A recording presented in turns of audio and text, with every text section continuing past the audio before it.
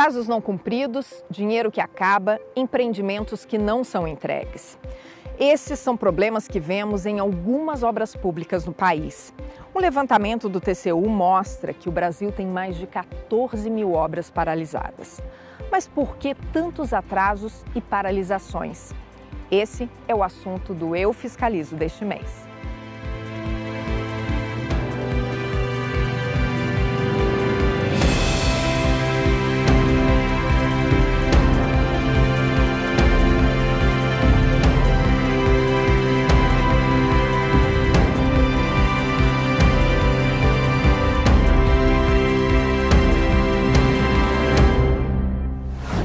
O panorama do levantamento revela um Brasil paralisado.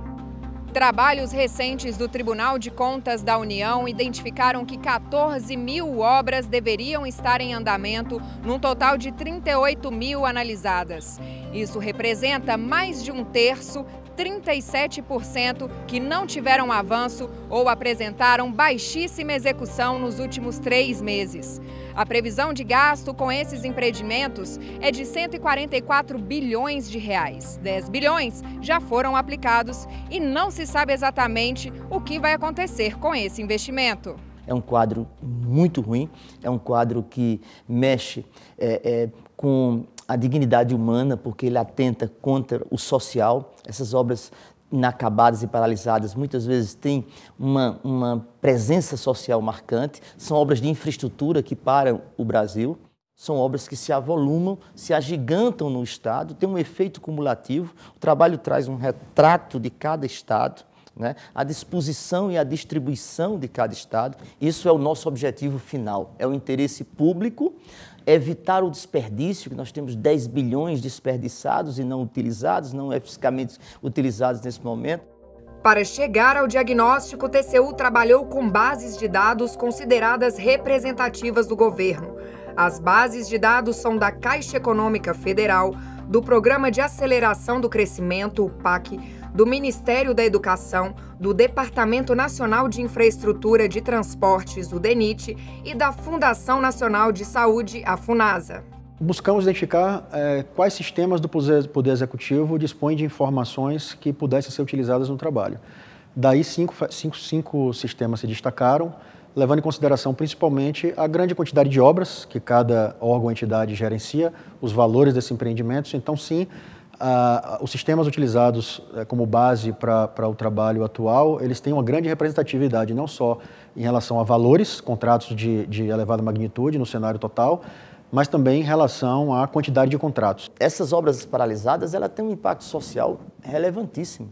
Cabe efetivamente ao Estado, depois de um manancial de informações como essa, cabe a tomar as providências. O trabalho da gente é levantar, fazer o diagnóstico, propor as sugestões. Existem duas grandes formas de se operar, né? Ou o governo federal contrata diretamente a empreiteira, então nesse caso o órgão federal vai conduzir o processo de licitação a partir de um projeto básico de engenharia ou, em alguns casos, até de um projeto executivo mais detalhado que precisa ser elaborado previamente para daí se contratar a obra, ou uma outra modalidade que envolve aí os convênios, contratos de repasse e outros instrumentos, é que o governo federal repassa o dinheiro para o Estado ou para o município e ele faz, então, a licitação e contrata a empresa que vai conduzir a obra.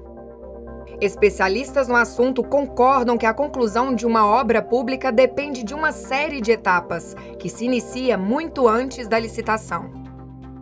Envolve questão de planejamento, tanto de planejamento macro, de se pensar quais são os empreendimentos prioritários e, a partir dele, fazer uma seleção dentre aqueles que têm mais viabilidade, porque às vezes a gente tem uma necessidade grande, mas, por exemplo, você precisa desapropriar um terreno ou obter uma licença ambiental, o que significa que o empreendimento ainda não está maduro para ser, de fato, contratado, né? Quanto capacidade de planejamento e gestão no nível individualizado. Não, sim, vamos fazer essa obra, mas precisamos elaborar um bom projeto, precisamos fazer uma licitação, precisamos gerir essa obra. Existe essa carência nos órgãos. As obras paralisadas no Brasil, o motivo maior seja a falta de um planejamento adequado, um projeto básico, né, para se iniciar o processo. muitas das vezes se consegue o recurso, aí quer a toque de caixa, de que se faça licitação, sem fazer uma análise, uma sondagem adequada, sem buscar as licenças necessárias. Então não adianta começar sem esse planejamento e até mesmo para licitar já tem que ter um projeto básico, mas que permita ser executado. Fomos até o estado da Bahia para mostrar uma obra paralisada e os transtornos gerados para a população. Desde fevereiro deste ano, a ampliação do sistema de esgotamento sanitário de Salvador está suspensa. Já é a segunda vez que isso acontece.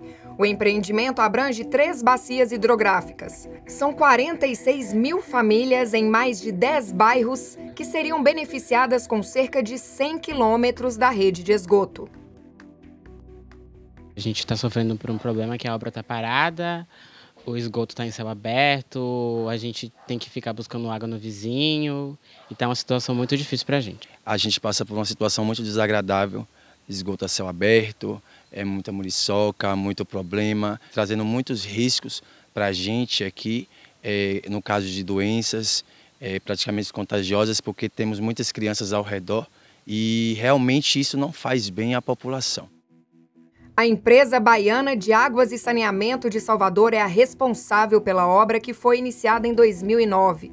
O engenheiro da Embasa comenta sobre o atraso e a previsão de entrega. Nós requalificamos o orçamento, corrigimos algumas deficiências e estamos com um processo de licitação baseada na nova lei das estatais. Segundo semestre agora vamos licitar e tudo dando certo com a licitação, a gente inicia a obra ainda no segundo semestre. O investimento total é em torno de 160 milhões, já foram gastos 85 milhões e a gente tem mais previsão de gastar mais 75 milhões para concluir as etapas. A gente fica na expectativa de sempre terminar e nunca termina, somos seres humanos de bem, precisamos de pelo menos isso, né? Pagamos nossos impostos e eu acho que é o mínimo que poderemos ter. Segundo o Ministério da Economia, o país tem hoje mais de 100 mil obras públicas e o governo tem tomado ações para solucionar os problemas na área. Então, a gente tem trabalhado numa série de instrumentos, endereçando toda essa cadeia. Primeiro, lançamos em janeiro de 2019 uma instrução normativa que obriga os órgãos a elaborarem um plano anual de contratações. A gente entende que esse é o primeiro passo nessa cadeia toda, porque obriga que ainda antes da elaboração da proposta orçamentária para o ano seguinte, o órgão já pense, olha, o que eu quero contratar, no caso em 2020, faça uma seleção de projetos prioritários e a partir daí trabalhe a viabilização do orçamento para depois entrar no planejamento detalhado dela. A necessidade de identificar as responsabilidades na execução das obras também foi pontuada a fim de evitar as paralisações do setor e transformar a realidade. Toda obra, todo empreendimento, você tem diversos tipos de serviços. E não pode ser o órgão público responsável, não existe isso. Pessoa jurídica não é responsável. Quem é responsável é a pessoa física. Então tem que estar caracterizado quem é o responsável pelo orçamento, quem é o responsável pela execução. Cada profissional vai ter a sua responsabilidade e responde perante a lei.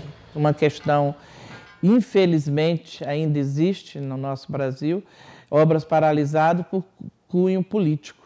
Então, uma obra que foi iniciada no governo, o outro entra, digamos, uma oposição a quem iniciou a obra e simplesmente dá aquilo sem nenhuma responsabilidade financeira, responsabilidade fiscal, ele interrompe, quer dizer, tudo que foi aplicado fica ali perdido. No próximo bloco, vamos mostrar os trabalhos do TCU que apontam os principais problemas de obras paralisadas no país.